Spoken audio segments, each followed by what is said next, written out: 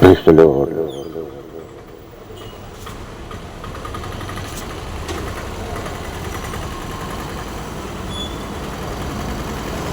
ബഹുമാന്യരായ യാത്രക്കാരെ, പ്രിയമുള്ളവരും, അല്പസമയം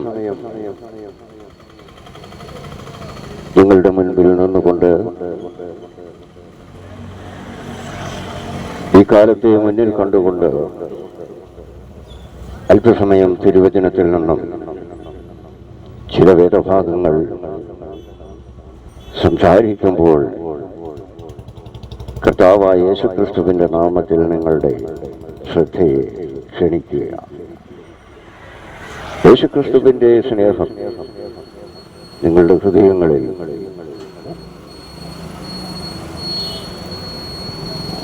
എന്നും എപ്പോഴും ഉണ്ടായിരിക്കട്ടെ എന്ന പ്രാർത്ഥനയോടെ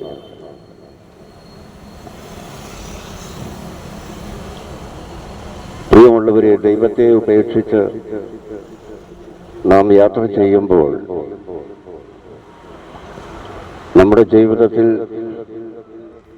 പരാജയങ്ങൾ ഒന്നൊന്നായി കടന്നു വരികയും നാം എപ്പോഴും മനസമാധാനമില്ലാത്തവരും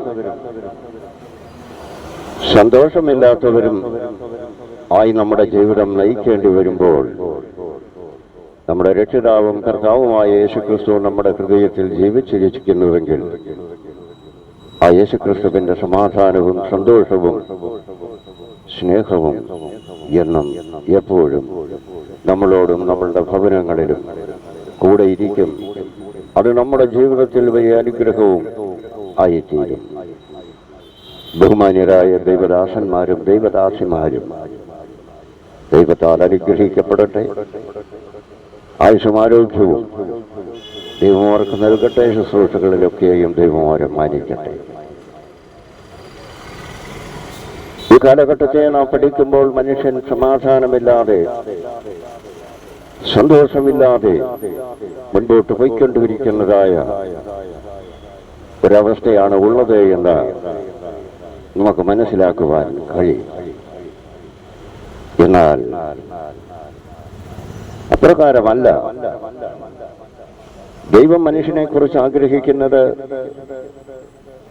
മനുഷ്യൻ ദൈവത്തിന്റെ കൽപ്പനകളെ അനുസരിക്കുകയും ദൈവകൽപ്പനകളെ പ്രമാണിച്ചുകൊണ്ട് അവരുടെ ജീവിതം മുൻപോട്ട് നയിച്ച്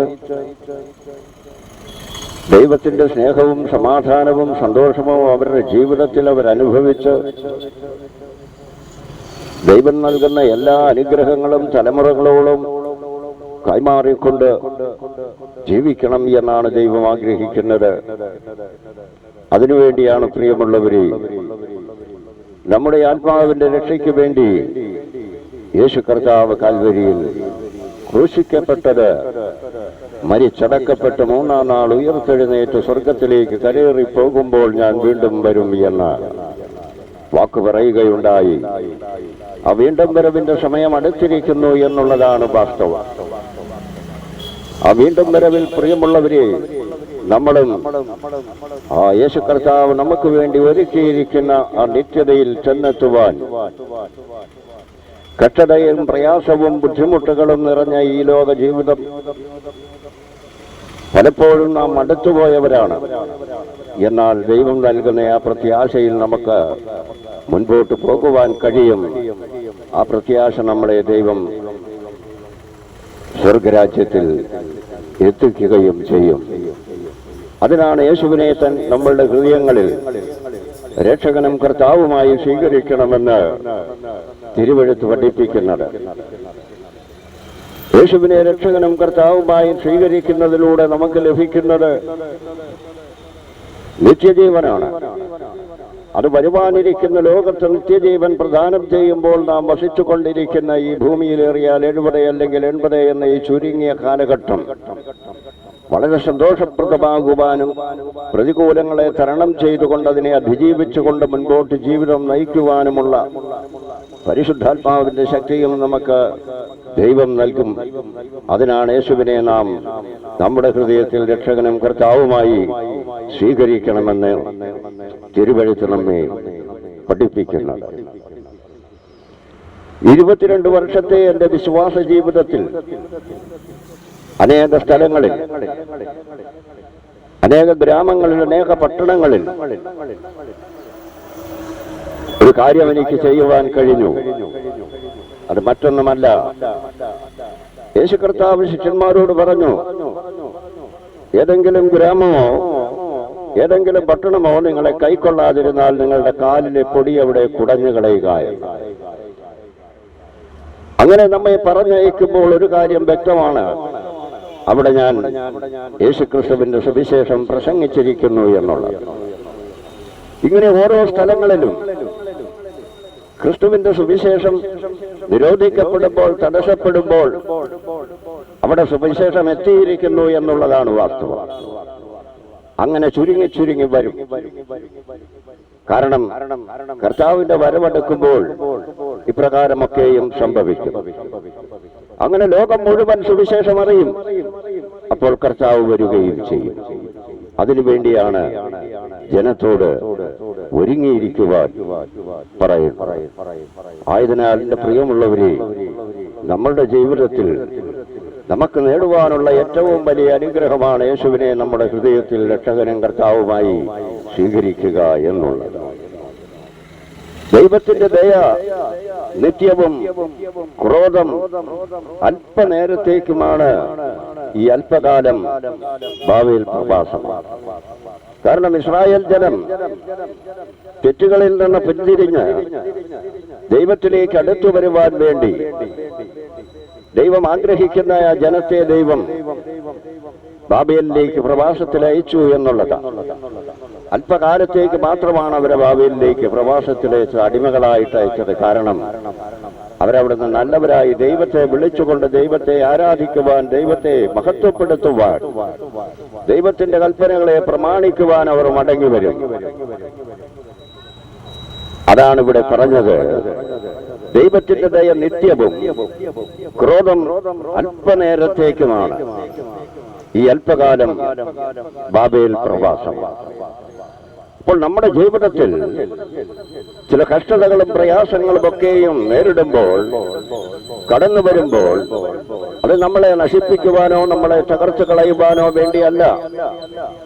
അത് ദൈവം നമ്മളെ ഉയർത്തുവാൻ വേണ്ടിയാണ്. ദൈവം നമ്മളെ അനുഗ്രഹിക്കുവാൻ വേണ്ടിയാണ്.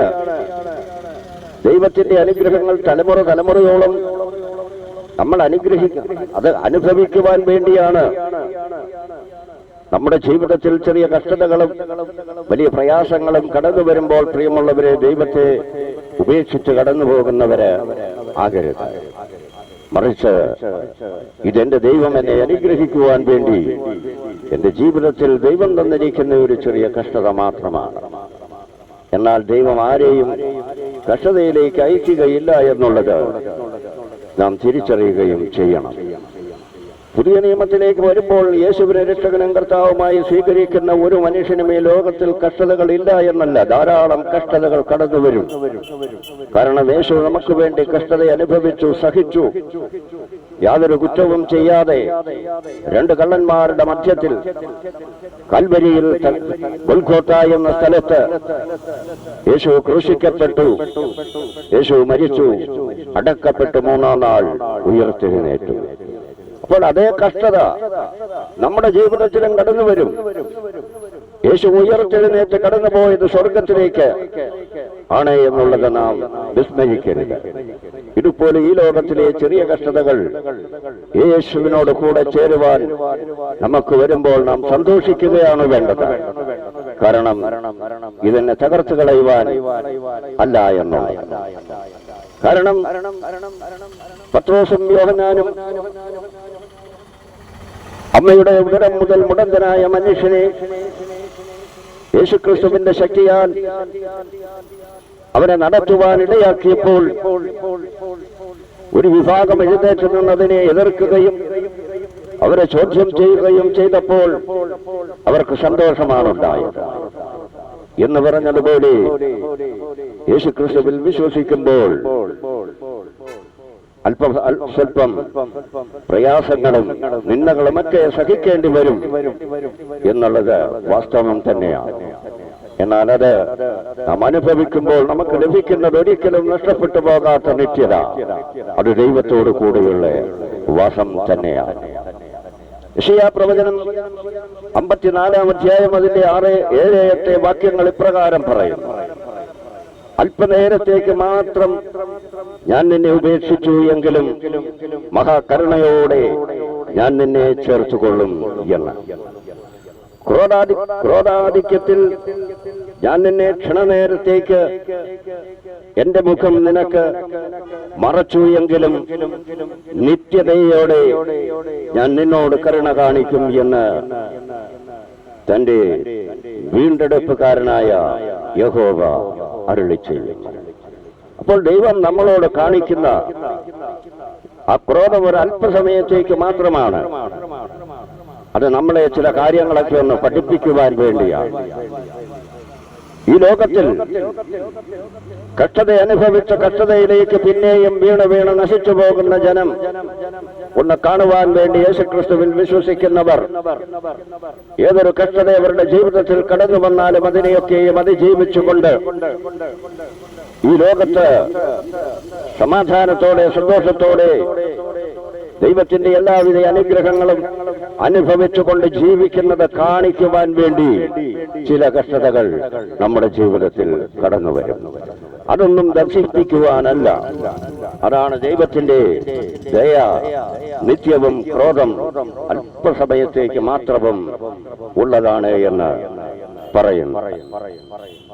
ആയതിനാൽ നമ്മുടെ ജീവിതം നാം നഷ്ടപ്പെടുത്തി കളയാതെ, പ്രിയമുള്ളവരെ, മാനവരാശിയുടെ മുഴുവൻ ആത്മാവിന്റെയും രക്ഷയ്ക്ക് വേണ്ടി ക്രൂശിക്കപ്പെട്ട യേശുവിനെ ഹൃദയത്തിൽ രക്ഷകനും കർത്താവുമായി സ്വീകരിക്കുകയും യേശു തരുന്ന വലിയ അനുഗ്രഹങ്ങളെ നാം ഈ ലോകത്തിലും വരുവാനിരിക്കുന്ന ലോകത്തിലും നമുക്ക് അനുഭവിച്ച് തലമുറയോളം മുൻപോട്ട് ജീവിക്കുവാൻ നാം ദൈവസന്നിധിയിൽ ദൈവത്തിന്റെ കൽപ്പനകളെ പ്രമാണിച്ചുകൊണ്ട് അവനോട് ചേർന്ന് മുൻപോട്ട് പോകുവാൻ നമ്മുടെ ജീവിതം ആയിരിക്കട്ടെ എന്ന പ്രാർത്ഥനയോടെ തിരുവചനം കേട്ട സകലരെയും കർത്താവായ യേശുക്രിസ്തു ധാരാളമായി അനുഗ്രഹിക്കട്ടെ എന്ന പ്രാർത്ഥനയോടെ എന്റെ വാക്കുകൾ ഇപ്പോൾ ഞാനിവിടെ അവസാനിപ്പിക്കുന്നു. ദൈവമായ കർത്താവ് നിങ്ങളെ ധാരാളമായി അനുഗ്രഹിക്കട്ടെ. യൂട്യൂബിൽ BKLV എന്നടിച്ചെന്നാൽ ചെറിയ പ്രസംഗങ്ങൾ നിങ്ങൾക്ക് ലഭിക്കും. ആയതിനാൽ നിങ്ങളെ സ്വാഗതം ചെയ്തുകൊണ്ട് ഞാൻ എന്റെ വാക്കുകൾ ഇപ്പോഴിവിടെ അവസാനിപ്പിക്കുന്നു.